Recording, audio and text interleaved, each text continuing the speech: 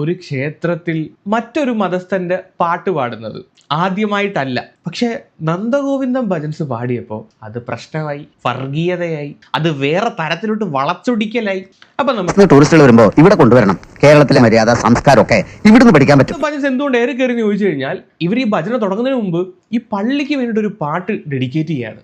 അതും പ്രോപ്പറായിട്ടുള്ള ഡിസ്ക്ലൈമർ, എന്തുകൊണ്ട് ഞങ്ങൾ ഈ പാട്ട് ഇവിടെ പാടുന്നു എന്ന് പറഞ്ഞിട്ടാണ് ഈ പാട്ട് അവിടെ പാടുന്നത്. ഇതൊരു തരം അസുഖ എന്താണെന്നറിയോ, ഈ തിന്ന ടെലിനിടെ ഇപ്പോഴാണ് അതൊരു ക്രിസ്ത്യൻ സോങ് ആണെന്ന് തന്നെ പലരും മനസ്സിലാക്കിയത്.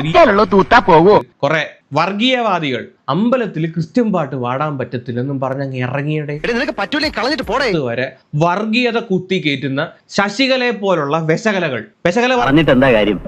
എന്ത് ചെയ്താലും നന്നാവില്ലെന്ന് പറഞ്ഞ് ഈ ലോകത്ത് കുറെ എണ്ണം അവതരിച്ചിട്ടുണ്ട്. നായുടെ വാലേ നൂറ്റാണ്ട് കാലം കുഴലിട്ടാലും നേരെയാ. പറഞ്ഞ കാര്യം കേൾപ്പിക്കാം. നന്ദഗോവിന്ദം ഭജൻസുമായി ബന്ധപ്പെട്ടുള്ളത് അടുക്കളക്കാരിയല്ലേ, ഞങ്ങളൊക്കെ ഒന്നല്ലേ, ഞങ്ങളെ അടുക്കളക്കാർ മഞ്ഞപ്പിത്തം പിടിച്ചവന് കാണുന്നതെല്ലാം മഞ്ഞയായിട്ട്. എന്തെങ്കിലും സാധാരണ കുട്ടികളുടെ ചില ശരികേടുകൾ പറ്റിയാല് അതെ അതെ, വീട്ടില് കുട്ടികളെ വർഗീയത പഠിപ്പിക്കുന്ന അമ്മമാരെയാണ് ഗൈസ് നിങ്ങൾ ഇപ്പോൾ കണ്ടോണ്ടിരിക്കുന്നത്. സമാധാനപ്രിയരാണ് ഇവിടെയുള്ളവർക്ക് എന്തിനാ കുറവാണുള്ളത്?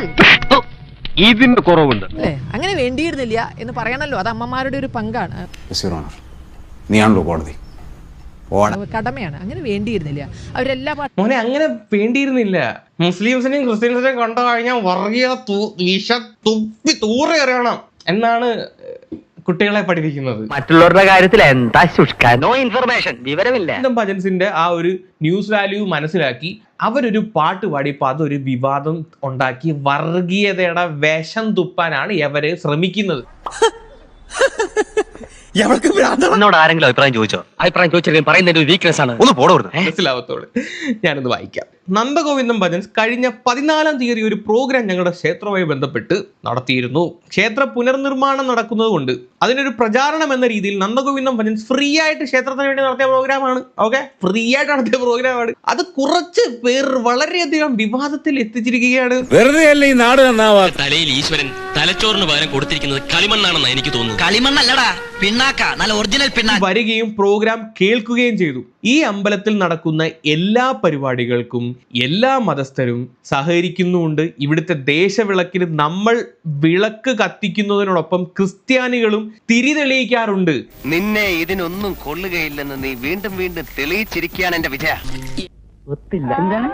അവർ ആ ഒരു പോസ്റ്റ് എഴുതി വെച്ചേക്കുന്നത് എന്ന് കൺവീനർ കൊള്ളാം. അവര് അമ്പലക്കാര് നല്ല വെടിപ്പായിട്ടൊരു മറുപടിയാണ് കൊടുത്തേക്കുന്നത്. ഇമാതിരി വർഗീയതയുടെ വിഷം തീണ്ടിക്കൊണ്ട് ആ പരിസരത്തോട്ട് പോകരുതെന്നാണ് പറഞ്ഞിട്ടുള്ളത്.